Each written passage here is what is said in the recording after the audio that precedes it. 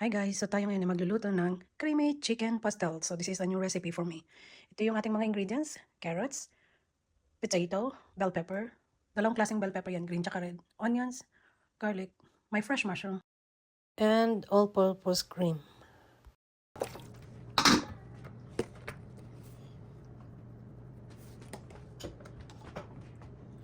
But I taste something's wrong. What something is wrong? So guys, dahil wala tayong lime or calamansi, lemon na lang. Lemon. Pwedeng pang-alternative yan.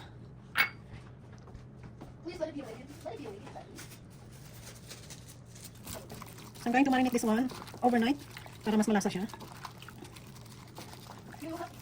I'm going to cook this tomorrow. The chicken creamy pastel.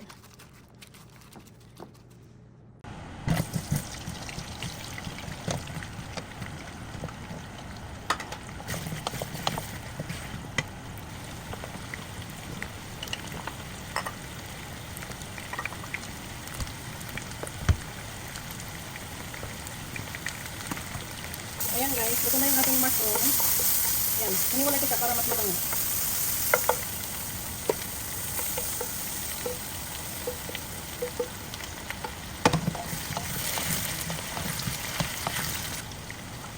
Next natin gilipahin ito sa ating balbado.